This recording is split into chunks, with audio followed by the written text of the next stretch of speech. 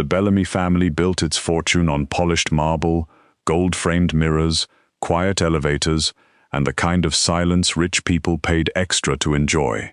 But beneath the grand lobby of the Bellamy Grand Hotel, under the crystal chandeliers and the soft piano music, there was a locked records office with no windows, no fresh air, and one woman who knew enough secrets to destroy the entire empire.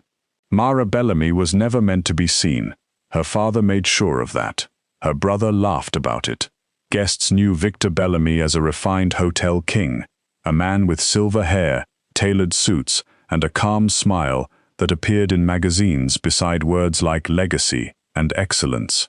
They knew Dorian Bellamy as the handsome heir, the face of the next generation, always photographed beside actresses, donors, and women thin enough to match the family image.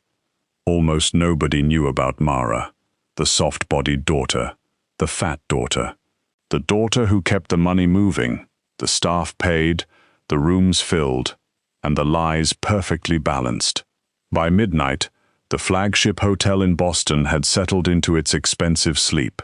The restaurant upstairs was closed. The last drunk businessmen had been guided into private cars. The lobby smelled faintly of white lilies, lemon polish, and rain carried in from the harbor. Far below it all, Mara sat alone in the records office, her shoulders aching and her eyes dry from staring at 3 monitors. The basement walls hummed with old pipes.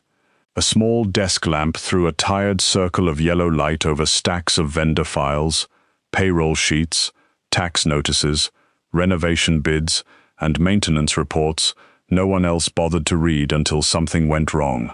Something had gone wrong tonight, not loudly, not in a way Dorian would notice between his poker tables and private clubs, not in a way Victor would admit during one of his elegant charity dinners. It had gone wrong in the numbers, which meant Mara saw it before anyone else did. She leaned closer to the screen, pushing a loose strand of dark hair behind her ear. Her cardigan had slipped off one shoulder, and the old office chair creaked under her as she shifted. A security contractor named Northline Shield had billed the hotel for emergency personnel during the East Wing renovation. The invoice looked normal at first. Clean formatting. Correct vendor code. Proper approval chain. But Mara knew the renovation schedule by heart, and there had been no emergency personnel on those dates. The East Wing had been empty, except for electricians, 2 plaster crews, and one night janitor, who always brought mint tea in a thermos. Mara clicked deeper, then deeper again. Her fingers slowed. 1 false invoice could be a mistake. 3 could be fraud. But 27 false invoices, spread across 8 months and buried under shell vendors with nearly identical names, was not fraud in the ordinary sense. It was a tunnel. Someone had carved a tunnel through the company accounts, and money had been pouring through it in the dark. Mara's stomach tightened as the total grew. 800,000, 1.6 million, 2.9.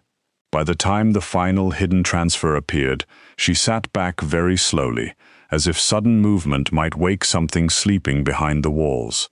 Almost $4 million had vanished through renovation charges, fake security expenses, and private service contracts routed through the old Bellamy Imperial property.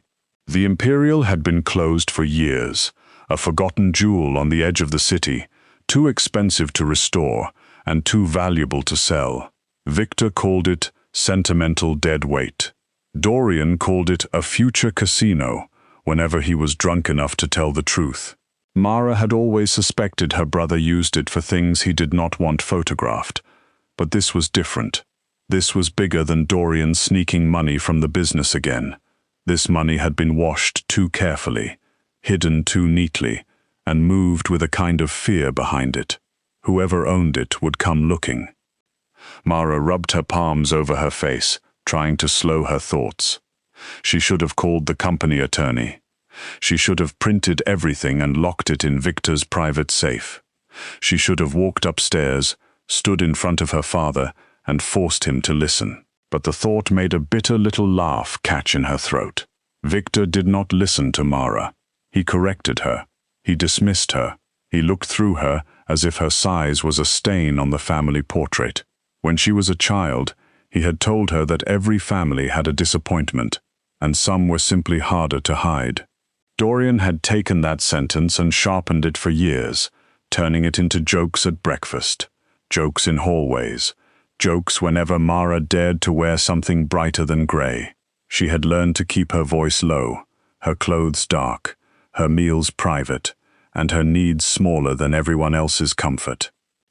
Still, the company survived because of her. She knew which suppliers overcharged, which managers lied on staffing reports, which heating systems would fail before winter, which investors needed reassurance, and which debts had been quietly shifted from one property to another. Victor gave speeches about excellence, but Mara kept the lights on. Dorian smiled for cameras, but Mara caught the payroll errors before 300 employees missed their checks. She was the memory of Bellamy Grand Hotels, the pulse under its polished skin. And tonight, that pulse had led her to a missing $4 million and a name she did not recognize hidden in the final transfer note: Varrone. The moment she saw it, the old office felt colder. Mara searched the name once, then stopped. She did not need to know much. In Boston, certain names were not spoken too loudly, especially inside hotels that valued privacy. Luca Varrone was one of those names. He owned restaurants that never had empty tables, private clubs with no signs, warehouses near the port, and quiet pieces of businesses that looked clean from the street. People said he was young for the power he held, calm in a way that frightened older men, and patient only until patience stopped being useful. Mara had never met him. She had only seen him once from a distance 3 years earlier, when he crossed the Bellamy Grand Lobby during a snowstorm without removing his black gloves. Every employee had stepped aside before realizing they were doing it. Even Victor had gone pale. The screen blurred in front of her. If Dorian had stolen from Luca Varrone, the Bellamy name would not protect them. Money could buy silence, but not from a man like that. Mara quickly copied the invoice trail into a private folder, then printed the first set of documents with shaking hands. The little printer coughed and whirred in the corner, each page sliding out like evidence from a crime scene. She was reaching for the stack when the hallway outside the office went quiet. Too quiet. The usual late-night sounds of the hotel basement had disappeared. No cartwheels, no distant laundry machines, no janitor humming old soul songs near the service elevator. Mara turned her head toward the door. Footsteps approached. Not one set. Several. Her breath caught. She minimized the files, but it was too late. The door opened before she could stand. Victor Bellamy entered first, wearing a navy suit and the smooth, dead expression he used when reporters asked difficult questions. Dorian came behind him, golden-haired and handsome, his mouth curled in that familiar, cruel little smile that made Mara's body prepare for pain before he even spoke. Behind them stood 3 men she did not know, broad-shouldered and silent, their hands folded in front of them like hotel security, though nothing about them belonged to the hotel. Then the final man entered, and the small office seemed to shrink around him. Luca Varrone was dressed in black, not flashy, not loud, but every inch of him looked chosen with care. Black coat, black shirt, dark hair brushed back from a face too controlled to be called handsome in any ordinary way.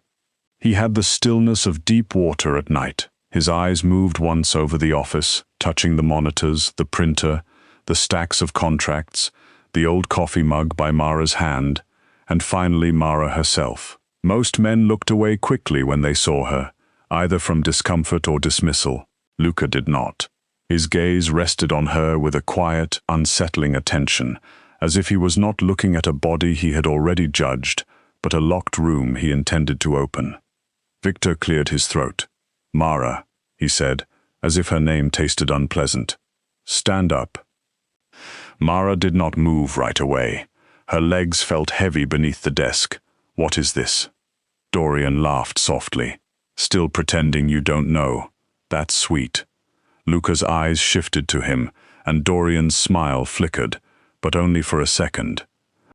Victor stepped farther into the room, careful not to touch any of the dusty filing cabinets, as though poverty might rub off on his cuff. Mr. Varrone has a financial matter with this family, a serious one. We have reason to believe you are involved. Mara stared at him. For one strange second, the words did not land. They floated in the air like something spoken in another language. Involved? Dorian leaned against the wall, enjoying himself. Don't act innocent. The vendor accounts are in your office. Your credentials approved the transfers. Your signature is on the security contracts. Northline Shield, Harbor Gate Consulting, Imperial Preservation Services. Very creative names, by the way. I didn't think you had it in you. The blood drained from Mara's face. I didn't create those accounts. No?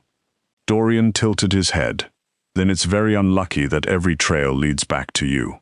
Mara looked at Victor, waiting for him to correct the lie, waiting for some small piece of fatherhood to rise from whatever cold place he had buried it. He would tell Luca this was impossible. He would say Mara worked hard, that Mara was loyal, that Mara had saved them too many times to count. He would at least say her name like she mattered. But Victor only looked toward the printed documents on her desk and said, "She has always been difficult, resentful, unstable when questioned. I should have watched her more closely." The room tilted. Mara gripped the edge of the desk. "You know that isn't true." Victor did not answer. Dorian pushed away from the wall and walked toward her, his polished shoes silent on the old tile. "Come on, Mara. Let's not make this uglier than it has to be. Mr. Varrone wants his money. You controlled the accounts. You can unlock them. Be useful for once." For once. The words hit harder than they should have. Mara thought of every night she had stayed until dawn fixing Dorian's careless damage. Every time Victor had handed her a file without a thank you. Every holiday dinner where she had sat near the kitchen because Dorian said she ruined photographs. Every beautiful hotel room she had prepared for strangers while sleeping in a small apartment, paid for by a salary her father kept low enough to remind her who owned her life. All of it had been leading here, not to gratitude, not to freedom, to this basement, to this accusation, to being handed over like an old debt. Luca had not spoken yet. That was the most frightening part. He stood with his gloved hands relaxed at his sides, listening, watching. Mara forced herself to meet his eyes. "I found the missing money tonight," she said, her voice thin but clear. "I was investigating it when they came in." Dorian snorted. "Of course you were. I can show you the inconsistencies. The vendor codes don't match the actual renovation schedule. The service logs prove no guards were posted on those nights. Someone used my credentials, but I didn't approve those transfers." Victor's jaw tightened. "Enough." "No," Mara said, surprising even herself. "Not enough. I have spent 10 years cleaning up your messes. I know every corner of this company. I know when a number is wrong, and this is wrong." Dorian's face hardened. The playfulness vanished, revealing the mean, frightened man beneath. "You hear that, Mr. Varrone? She always does this. Makes herself sound important. She sits down here all night because nobody upstairs wants to look at her, and now she thinks that makes her queen of the hotel." A silence followed, soft, dangerous. Luca finally moved. He stepped closer to Mara's desk, picking up one of the printed invoices. His eyes moved over the numbers. "The missing amount is mine," he said. His voice was low, even, almost gentle, which somehow made it worse. "Your father and brother promised me collateral if the money was not found." Mara felt her throat close. "Collateral?" Dorian smiled again, but this time his eyes would not meet hers. "You." The word opened something hollow inside her. Victor looked at the wall, not at Mara, not once. Mara understood then, with a clarity so sharp it felt like ice under her skin. They were not trying to solve the theft. They were ending the investigation by ending her. All those forged signatures, all those stolen passwords, all those accounts built in her shadow had not been mistakes. They had designed a perfect grave and written her name on the stone before she ever saw it. Luca folded the invoice once and placed it back on the desk. "Take her," he said. Two of his men stepped forward. Mara did not fight. There was no dramatic scream, no desperate struggle, no sudden burst of strength. Something inside her had gone too quiet for that. One man took her arm with firm pressure, not rough enough to bruise, but strong enough to make refusal meaningless. She let them guide her around the desk.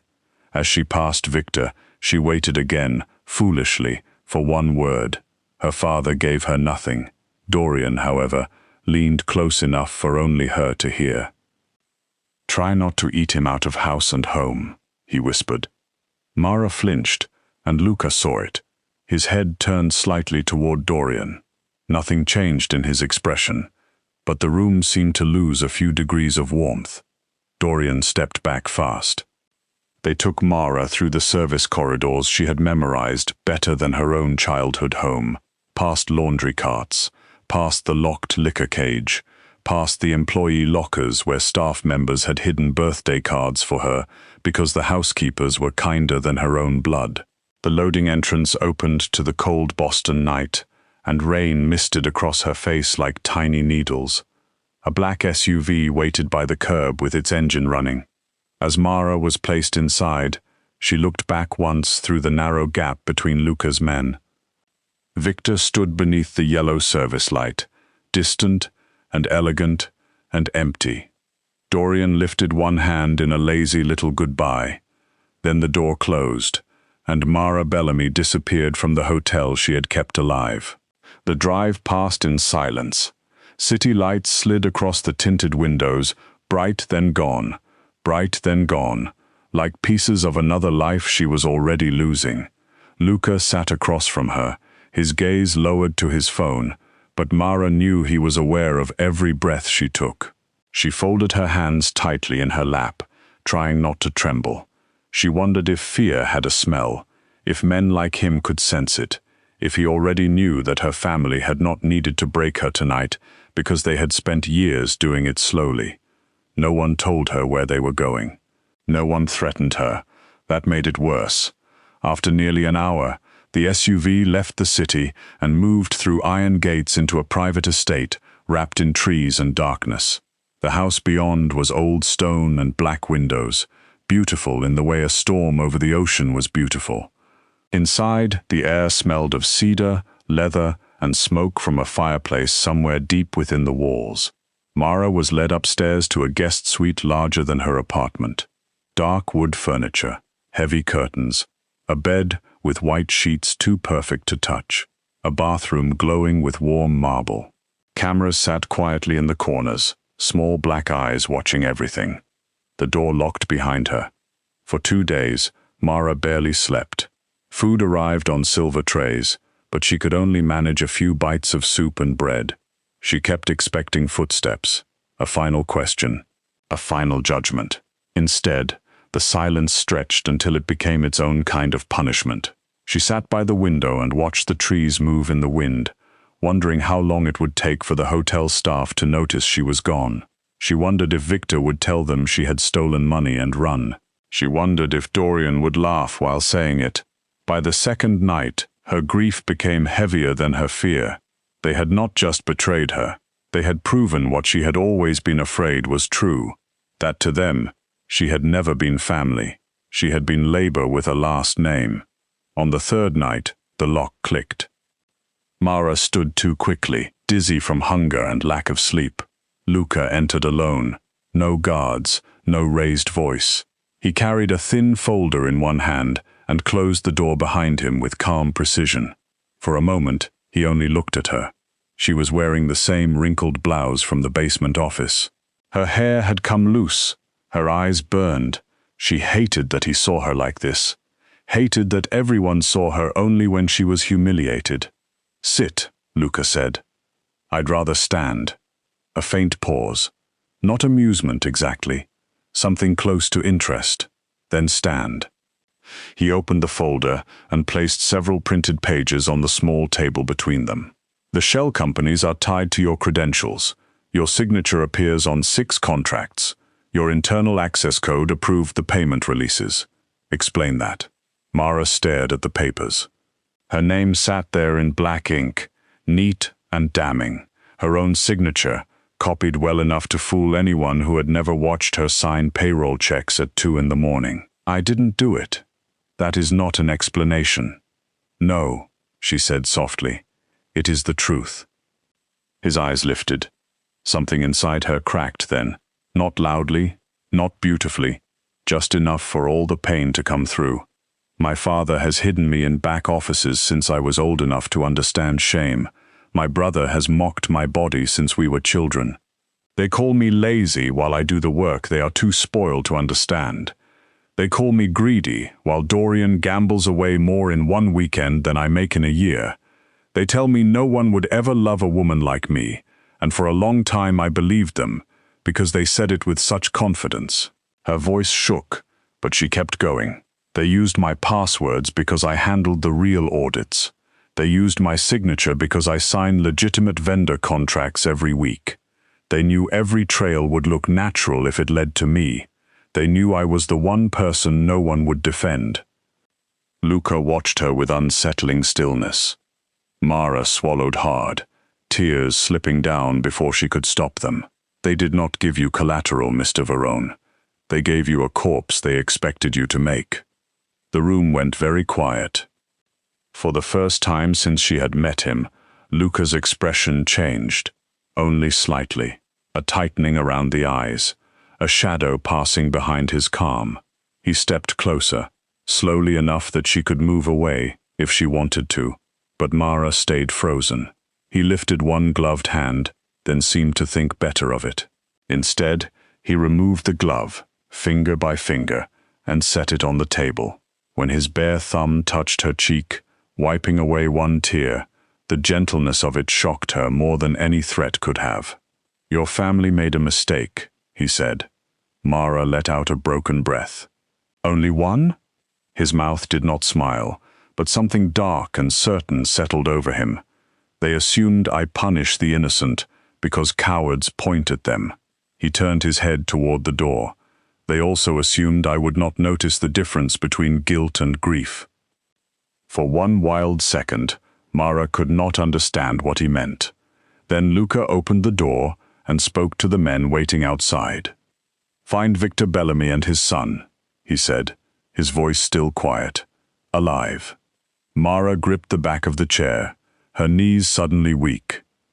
Luca looked back at her, the terrifying man her father had offered her to, the monster her brother expected to use as a weapon.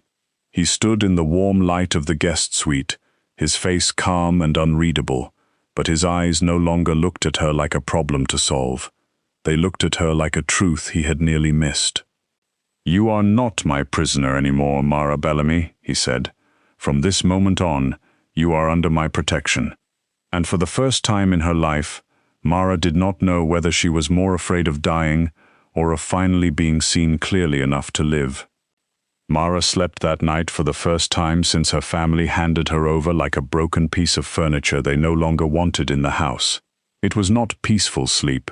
It came in small, frightened pieces, full of locked doors, cold hotel corridors, and Victor's face turned away from her. But when morning light slipped through the heavy curtains of Luca Varrone's estate, she woke in a room where no one was shouting her name with disappointment. No one was calling her lazy before asking her to fix another impossible problem. No one was laughing at the sound of the bed moving beneath her body. For a few quiet seconds, Mara lay still and listened to the strange softness of safety. Then she remembered Luca's words, and her heart began to beat hard again. She was not his prisoner anymore. She was under his protection. It sounded almost gentle, but coming from a man like Luca, protection did not mean peace. It meant the world outside had just become more dangerous for everyone who had hurt her. By late afternoon, the estate had changed around her. Guards moved through the halls with quiet purpose. Phones rang behind closed doors. Cars came and went beneath the gray sky. Mara could feel the house breathing differently, as if some large sleeping animal had opened one eye. She stayed in the guest suite until a woman named Elena arrived with garment bags draped over both arms and a measuring tape hanging from her neck like a necklace. Elena did not ask Mara what size she was with that tight little smile saleswomen used when they had already decided what would not fit. She simply looked at Mara with calm focus and said Luca wanted her dressed properly for the evening. Mara almost laughed. Properly. Her whole life had been spent dressing as if apology could be sewn into fabric. Dark cardigans, loose slacks, blouses that hid her chest and stomach and hips until she looked less like a woman and more like a shadow, trying not to bother anyone. "I don't need a gown," Mara said, holding the robe tighter around her body. "I'm not going anywhere." Elena's expression softened, but only a little. "You are going back to a Bellamy hotel tonight."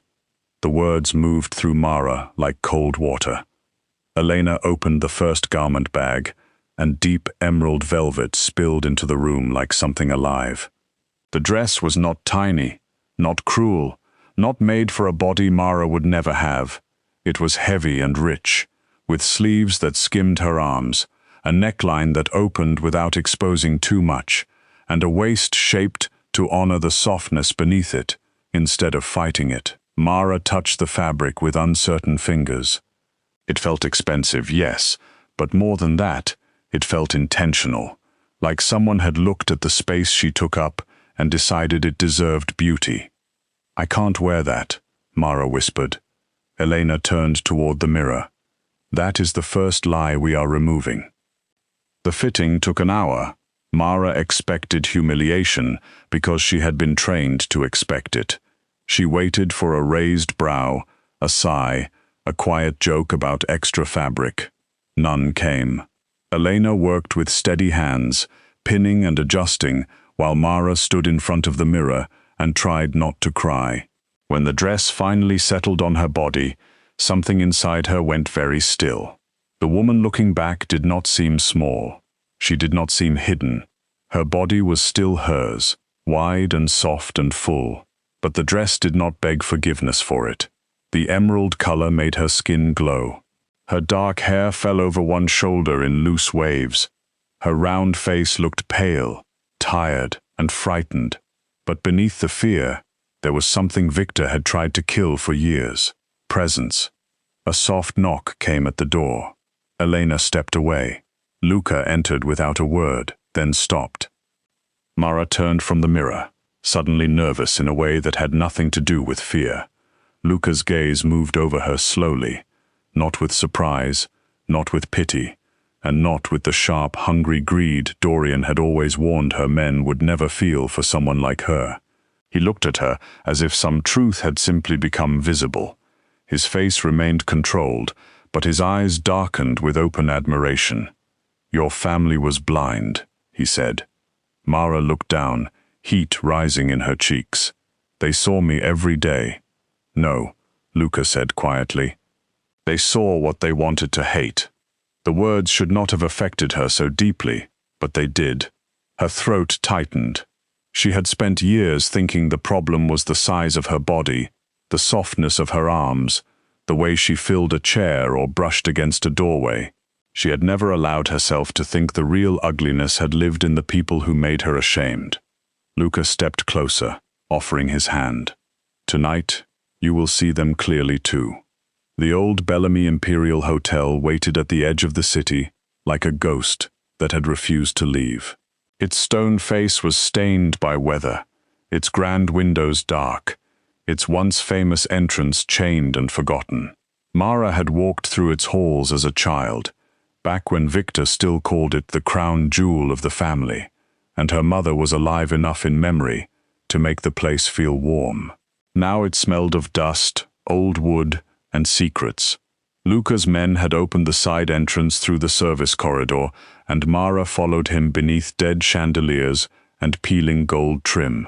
Every step echoed, every sound felt too large. The abandoned ballroom waited at the center of the hotel. Moonlight came through tall, cracked windows, falling across covered tables and a ruined dance floor. At the far end, beneath a chandelier hanging crooked from the ceiling, Victor and Dorian Bellamy sat bound to two heavy chairs. Their suits were wrinkled. Dorian's lip was split. Victor's silver hair had fallen out of place. For the first time in Mara's life, they did not look powerful. They looked like frightened men who had finally been dragged into a room where their last name meant nothing. Dorian saw her first. His eyes widened, then narrowed, as if her beauty offended him more than her fear ever had. "What is this?" he snapped. "You dress her up and think that changes what she is?" Luca did not move fast. He did not need to. He only lifted one hand slightly, and one of his men stepped forward. Dorian's next insult died in his throat. Mara surprised herself by speaking first. "No, let him talk." Luca looked at her. "Are you sure?" Mara stared at her brother, at the man who had built his confidence out of her shame. "I want to hear what he says when he can't send me back downstairs." Dorian's face twisted. "You think standing beside him makes you important? You're still the same pathetic girl hiding in the basement. You think he wants you. Men like him collect useful things. That's all you are." The words struck old bruises, but they did not break skin this time. Mara felt the pain come, then pass through her. She looked at Dorian's hands tied to the chair, at the polished fingers that had signed forged documents in her name. "You used my signature." Dorian looked away. "You used my passwords. You built shell vendors through the Imperial because you knew I would notice the missing labor reports but not the old storage permits right away. You moved the money through fake security expenses because I handled real security invoices every month. You made the lie look like my work because you knew my work better than anyone. You depended on me even while calling me useless." Victor finally spoke, his voice rough, but still trying to sound like command. "Mara, enough. This has gone too far. We can settle this as a family." Mara turned to him slowly. "We were never a family. You made that clear when you stood in my office and gave me to a man you thought would kill me." Victor's mouth tightened. "You don't understand what was at stake." "I do," Mara said. "Your image, Dorian's freedom, the hotels, your dinners, your clubs, your name, all of that mattered more than me." For the first time, Victor had no answer. Luca stepped beside Mara and placed a folder on a dusty table. "My people found the accounts. $4 million moved through shell vendors controlled by Dorian Bellamy and approved through access keys stolen from Mara's office. That alone would be enough." Dorian swallowed hard. "We can repay it. You also sold access to my private routes," Luca continued, his voice quiet enough to make the room feel colder. "You gave service corridor schedules, loading dock codes, and storage access to the Kovacs organization." Victor's face went gray. Mara looked at her father, and the last soft piece of hope inside her finally died. "So it's true." Victor closed his eyes. Dorian began shaking his head. No, that wasn't serious. It was only information. They were never supposed to move against you." Luca looked at him as one might look at a stain on clean linen. "Men who sell doors do not get to decide who walks through them." Mara stepped closer to the table and opened the folder.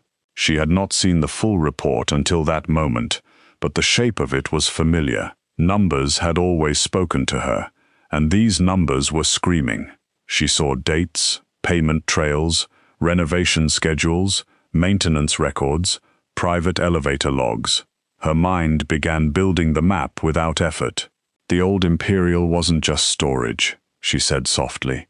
"You were using it as a transfer point. The false security crews came in on nights when the staff elevator was listed as out of service, but it was never broken. You closed it on paper, so no one would question why basement camera coverage went dark for repairs." Luca watched her carefully. Mara moved faster now, turning pages. "The Kovacs payments are hidden under restoration estimates, window repair, mold removal, marble replacement, but the amounts are wrong. They're too clean. Rounded numbers, repeated twice a month. You weren't just stealing from Luca. You were charging Kovacs to use Bellamy properties as quiet access to his roots.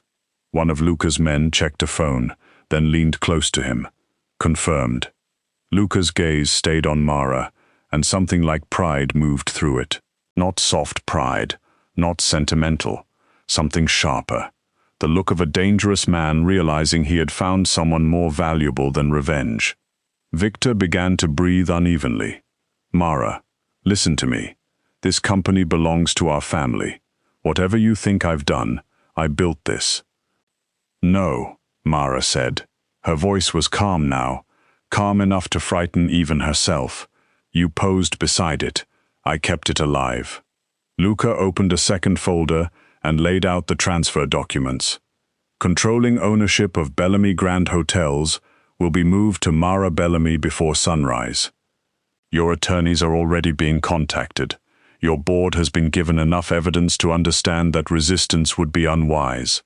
Dorian jerked against the ropes. You can't give it to her. She doesn't know how to run anything. A strange silence followed.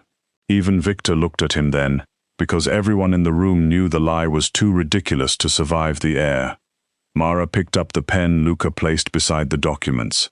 Her hand trembled only once before becoming steady. She signed her name with the same signature they had used to frame her, only this time it belonged to her completely. Each stroke felt like cutting a cord. When she finished, she looked at Victor and Dorian, waiting for rage, apology, pleading, anything that might mean the years had mattered. Victor only looked empty. Dorian looked hateful. Luca's men moved forward to take them away. Victor finally cracked. Mara, he said, and there was fear in his voice now. Please. That one word might have once destroyed her.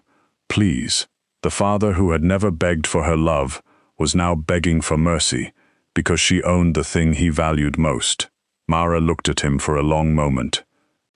I hope prison gives you a room with a window, she said softly. I know what it feels like to live without one. Then she turned and walked out of the ballroom beside Luca. Victor and Dorian did not die in that forgotten hotel. Death would have been too simple, and Luca did not believe in simple endings for men who built complicated betrayals. By the end of the week, federal investigators had documents, account trails, investor fraud records, and proof of laundering hidden inside years of renovation expenses. By the end of the month, Victor Bellamy's face disappeared from charity boards, Dorian's friends stopped answering his calls, and the Bellamy name became something whispered with pity instead of envy. Mara did not visit them. She did not write. She did not wait for an apology. She had spent too much of her life starving for crumbs from people who kept the whole table for themselves. In the months that followed, Mara rebuilt Bellamy Grand Hotels with a patience that frightened her enemies more than anger ever could. She moved out of the basement office and into the top floor of the flagship hotel, though she kept the old records room untouched for a while, not as punishment, but as proof. Every morning she walked through the lobby in clothes made for her body, not against it. Employees who had once lowered their eyes now stood straighter when she passed. Some were afraid of her. Some loved her. Most quickly learned she missed nothing. She fired managers who had grown fat on stolen overtime. She restored wages Victor had quietly cut. She replaced corrupt vendors, upgraded security, and reopened contracts Dorian had used as personal wallets. The hotels did not collapse under her. They breathed for the first time in years. Luca was often nearby, though never in a way that made her look smaller. He did not take the chair at the head of her conference table. He stood behind her when needed, silent and watchful, but when numbers were discussed, he listened. Mara began reviewing his organization too, first out of caution, then with real purpose. His world was darker than hers, but darkness had records, patterns, debts, schedules, and weak points. She found duplicate payments in a port security chain. She noticed one warehouse manager using outdated inventory codes to hide missing crates. She traced a leak through a florist who serviced 3 private clubs and reported too many deliveries on nights when Luca's men moved cash. Luca watched her become a quiet storm inside his empire. The underworld watched too. At first, they called her Luca's soft wife, though she was not his wife yet. They thought she was decoration wrapped in velvet, a rescued woman with a sad story and a dangerous protector. Then, one by one, the men who underestimated her found their accounts frozen, their drivers replaced, their safe entrances blocked, their lies exposed before they could become threats. Mara did not shout. She did not threaten, she simply remembered everything, and in Luca's world, memory was more dangerous than a gun.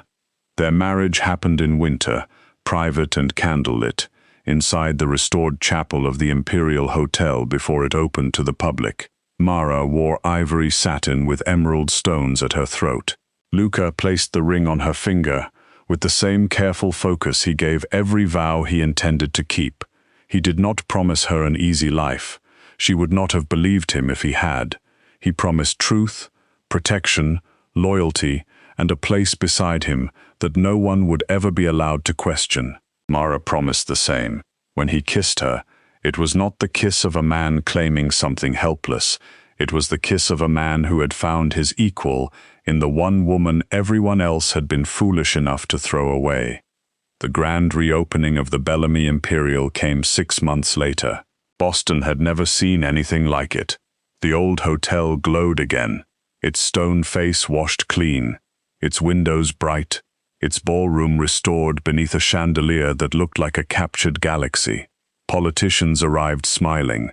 Judges arrived pretending not to recognize criminals. Businessmen shook hands with men their lawyers had warned them never to meet alone. Cameras flashed. Champagne moved through the room on silver trays, and at the center of it all stood Mara Varrone, no longer hidden beneath the hotel, but ruling above it in a black velvet gown with an emerald pendant resting at her throat.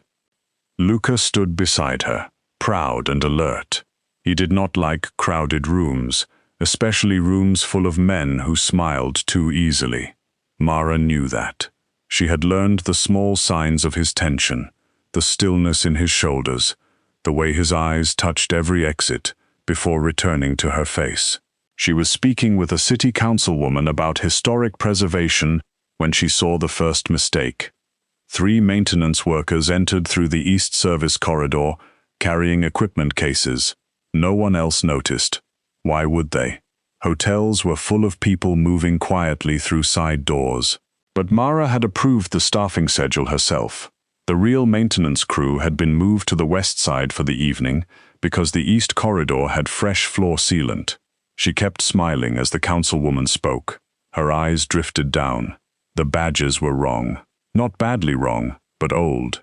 Bellamy Grand had changed the badge design 2 weeks earlier. Then she saw the shoes. Not work boots. Tactical boots, black and clean, made for grip, not labor. The Kovacs organization had finally come to collect the door Victor sold them. Mara did not scream. Panic would send innocent people rushing toward exits that might already be covered.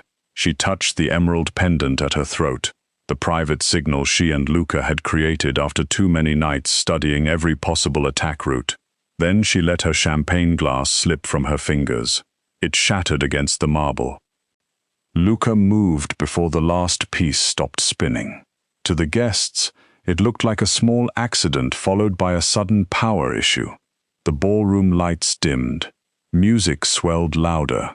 Waiters guided important guests away from the east side with smooth, practiced urgency. But beneath the music, Luca's men closed in like shadows. One assassin reached into his equipment case and found Mara standing directly in front of him, calm as moonlight. "You're using the wrong corridor," she said. His eyes flicked with surprise, and that half-second saved Luca's life. A guard struck the man from behind. Another assassin pulled a weapon, but Mara had already stepped back behind a pillar and hit the hidden alarm beneath the service panel. Steel doors dropped across the corridor exits, sealing the attackers away from the civilians. Gunfire cracked behind the walls, muffled by old stone and new security glass. The ballroom gasped, but Mara walked back into the open before fear could spread. "Ladies and gentlemen," she said into the microphone, her voice steady enough to command every eye. "The Imperial's historic electrical system has decided to remind us she is dramatic. Please allow our staff to guide you into the West Gallery while we correct the issue." A few nervous laughs moved through the room. People obeyed because Mara sounded like she expected obedience. Luca watched from across the ballroom, his face unreadable, but his eyes burned with something fierce and almost tender. The attack ended in less than 4 minutes. No guests died.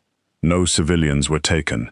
Every Kovacs man was captured or removed through the same hidden corridors Victor once used to betray them. When the last threat was gone, Luca found Mara alone near the grand staircase, one hand pressed lightly to her stomach as the weight of what had happened finally reached her. Her breathing shook, not from weakness, from the delayed terror of knowing how close death had come and how cleanly she had met it. Luca took her face in both hands. "Are you hurt?" Mara shook her head. "Angry." A slow, dangerous smile touched his mouth. "Good."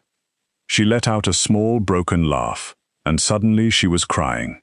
Not because she was afraid, but because she had survived too many versions of herself to stand here now. The basement girl, the family burden, the scapegoat, the prisoner, the woman in emerald velvet, the owner, the wife, the mind inside the fortress. All of them had led her to this staircase, to this man, to this hotel that no longer felt haunted because the ghosts had finally been named. The next morning, newspapers called the disturbance at the reopening a minor security incident. Powerful people preferred clean stories, but beneath the city, the truth traveled faster. The Kovacs organization had tried to kill Luca Varrone inside Mara's hotel, and Mara had seen them before they reached him. She had saved the guests, sealed the exits, protected the empire, and stood in the ballroom like she had been born beneath chandeliers instead of hidden under them. After that night, no one called her decoration again, not twice. Years later, people would still tell stories about Mara Varrone in careful voices. They would say she could read a ledger like a confession. They would say she knew every hallway in every hotel she owned, every weakness in every deal, every lie before it had time to grow teeth. They would say Luca Varrone loved her, with a devotion so complete it made reckless men cautious. But those who knew the truth understood that love had only opened the door. Mara had walked through it herself. On quiet nights, when the Bellamy Imperial glowed against the Boston skyline and the harbor wind pressed softly against the windows, Mara sometimes returned to the restored ballroom after the guests had gone. Luca would find her there beneath the chandelier, looking up at the light with a calm, unreadable smile. He never asked if she missed the life before him. He knew better. She missed nothing about being unseen. She missed nothing about begging for space inside a family that had already locked her out. One evening, he came to stand beside her, sliding his hand into hers. The hotel around them was warm, alive, and hers, not Victor's, not Dorian's, not the family's polished lie, hers. "What are you thinking?" Luca asked. Mara looked across the ballroom, remembering the night she had walked in wearing emerald velvet, while her father and brother stared like they were seeing her for the first time. She thought about how badly they had wanted her to vanish, how carefully they had built her cage, how foolish they had been to forget that cages also teach a person every lock. "I'm thinking," she said softly, "that they were right about one thing." Luca turned his head toward her. Mara smiled, no longer small, no longer hidden, no longer asking the world for permission to take up space. "I was difficult." Luca's thumb brushed over her wedding ring. "No," he said, "you were inevitable." Mara leaned into him as the chandelier shimmered above them, throwing gold across the walls of the empire she had saved, claimed, and remade. Outside, Boston whispered in the dark. Inside, the woman they tried to bury stood beside the most dangerous man on the East Coast, not as his secret, not as his weakness, and not as anyone's burden. She was Mara Varrone, owner of the Bellamy Grand, queen of the Imperial, wife of Luca, and the living proof that the world's cruelest mistake is underestimating a woman who has spent her whole life learning in silence.